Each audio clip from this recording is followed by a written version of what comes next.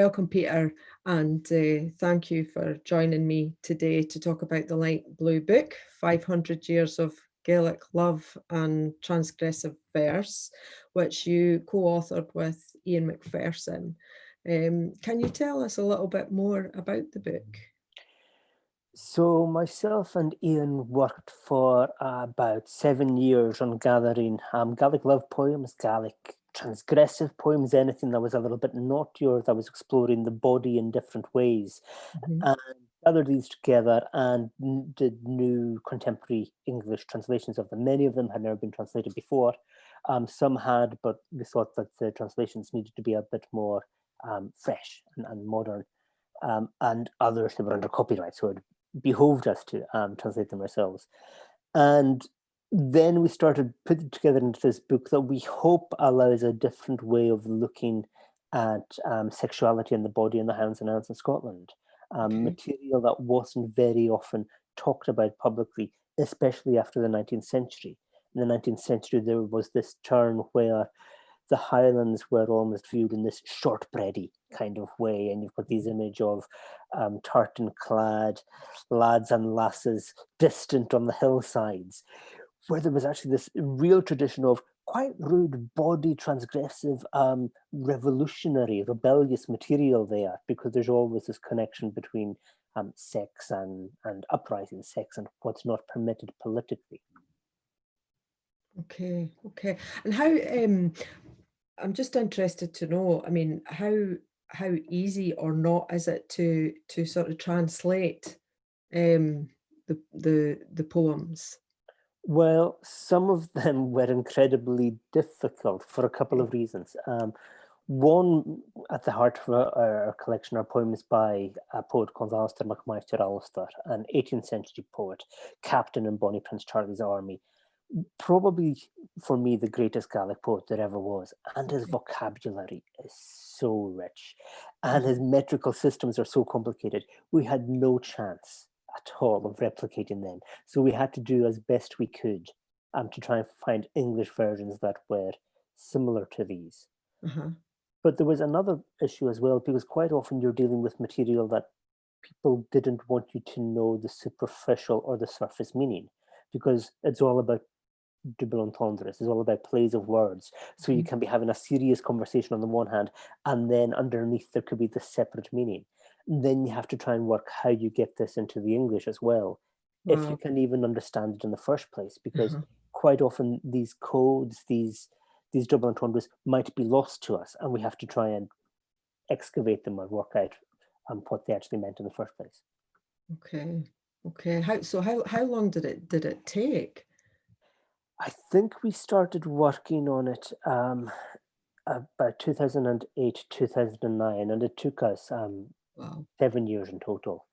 This was off and on. We've got other jobs and we're on other projects, but this is something we kept coming back to because we started, and I was living in Belfast at the time, and then I was living in Scotland. So this world that we're now accustomed to of Zoom and Skype and these kind of things, we were making huge use of this back in the process as well, just so we could actually sit there with the documents in front of us, but be speaking on camera as well. Oh, fabulous. So a huge investment of time, to get the book done and published. So what did it mean to you to win a Saltire award?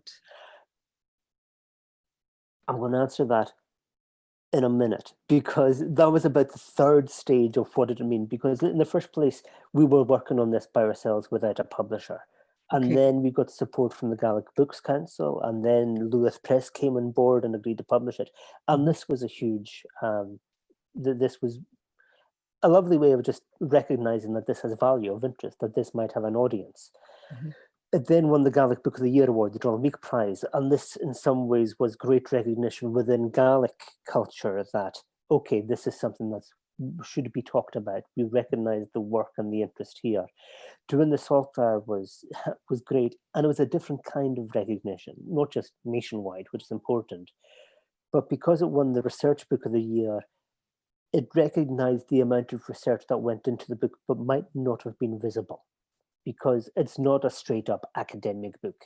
For the poems, there are no footnotes. there's very short biographies of the poets, but there was a huge amount of research that went into the translations, into the editing of the text, to find in the text and then working out what they meant. And it was great recognition of editing and translation as a form of research in itself.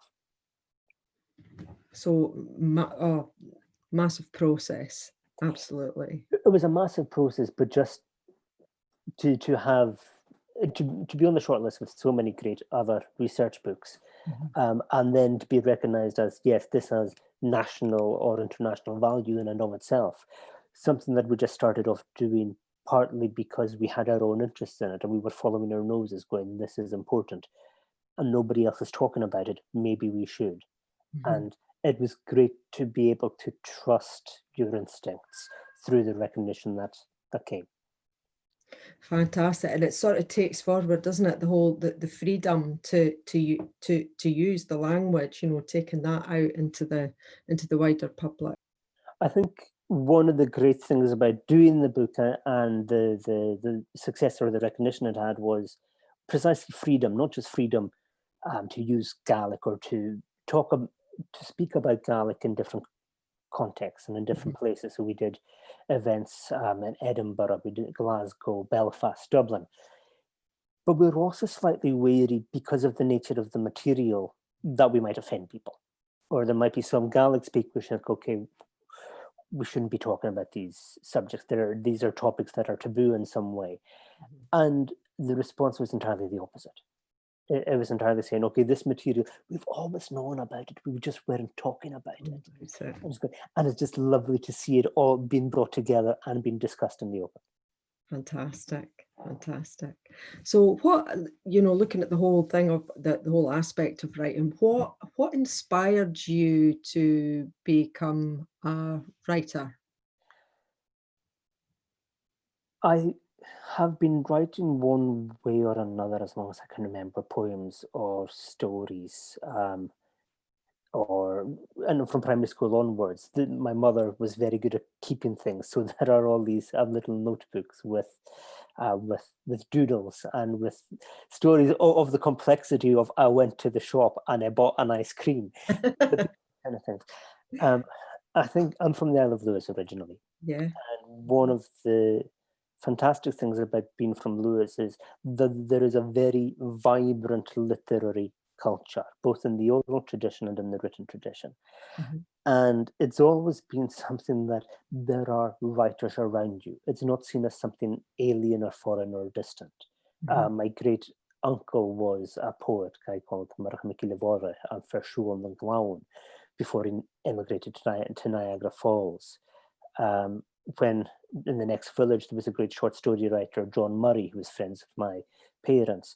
My brother was taught by Tramet of Oxford, one of the greatest novelists in Gaelic. Anne Frater was writing on the other side of the island. It seemed possible. It seemed a natural thing to do as part of your daily life. You could be a crofter, a fisherman, a teacher, a postmistress, and a writer at the same time. And it was only when I left Lewis that I realized, okay, this wasn't that common. That it wasn't, that you didn't have writers around every corner, or it wasn't accepted that this might be part of something that you do in your life, along with the many other things that you do. But it was a hugely inspirational place to grow up for that. Yeah, it sounds it, and such a rich, all these writers around you at such a young age. So what, as you were younger and writing, what did you draw inspiration from?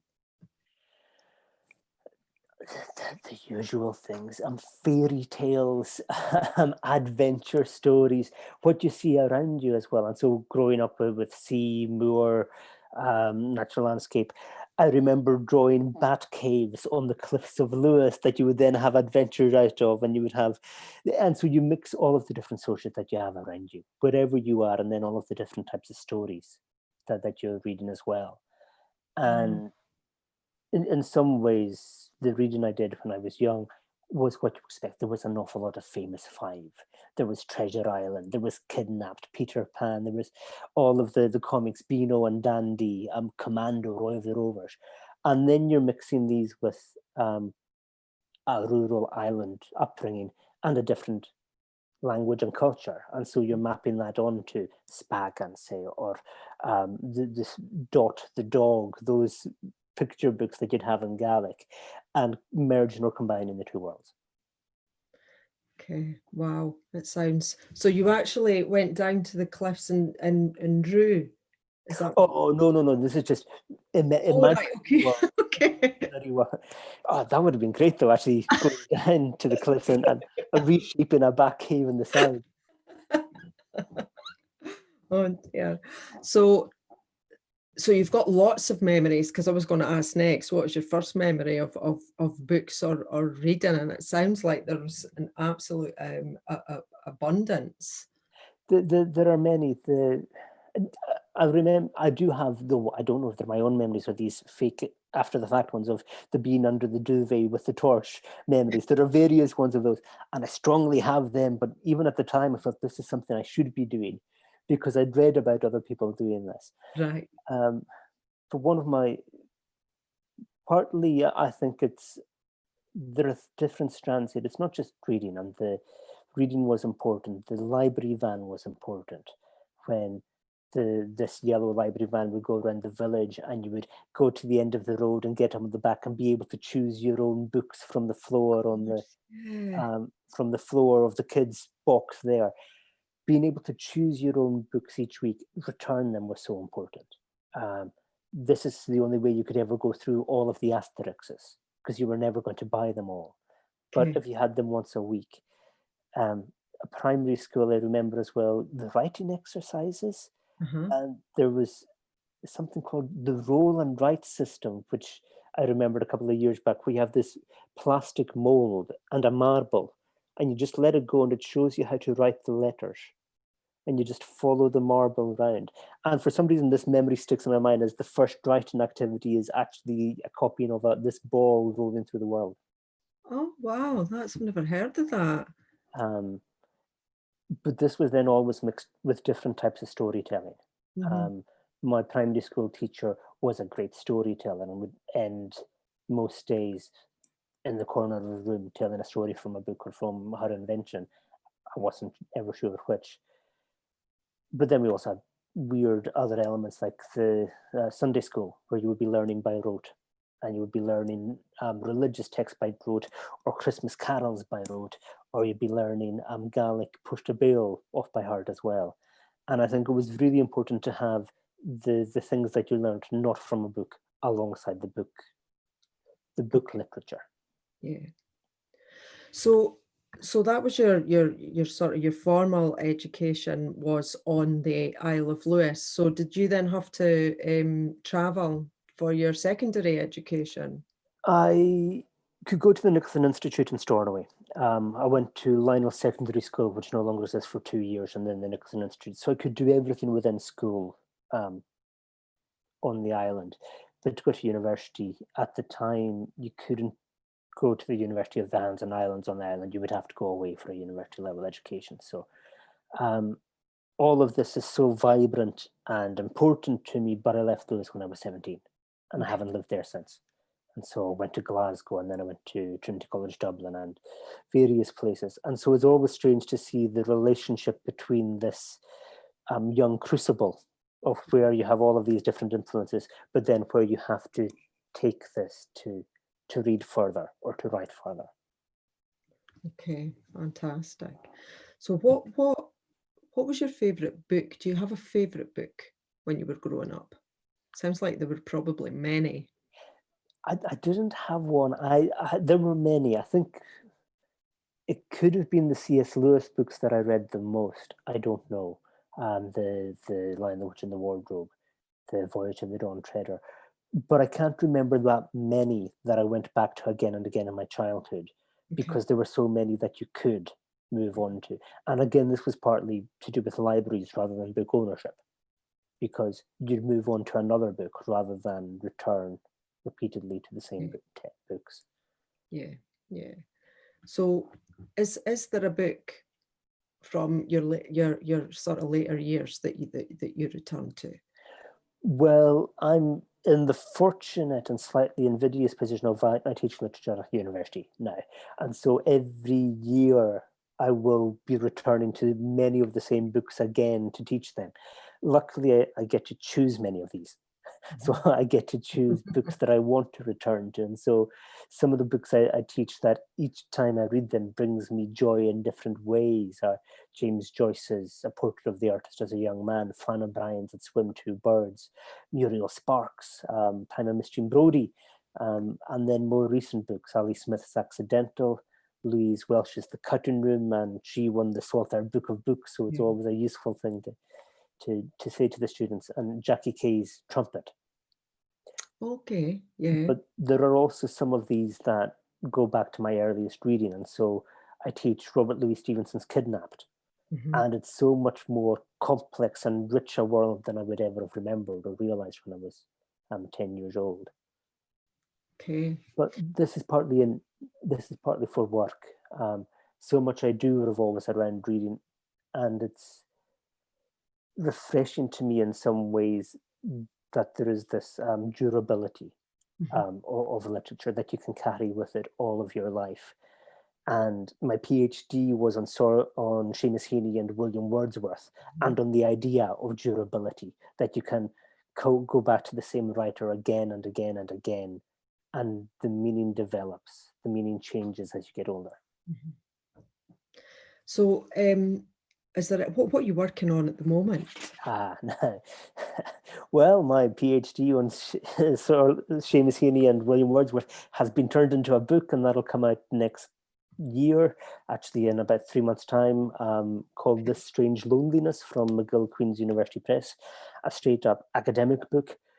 I've had another anthology with Lewis Press just come out in the last couple of months that I co-edited with Joe MacDonald, the fantastic Joe MacDonald, 100 Favourite Gaelic Poems.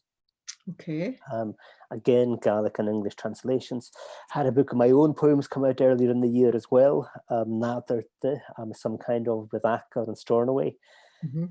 And that means, am I out of ideas? No, I've got another book that I'm working on but this is in the early stages. So this is a couple of projects down the line, and this will be a book of playful essays in the French style rather than the academic style. So fewer footnotes and more messing around about Gaelic literature and Gaelic culture and what it means to be alive as a Gaelic speaker now.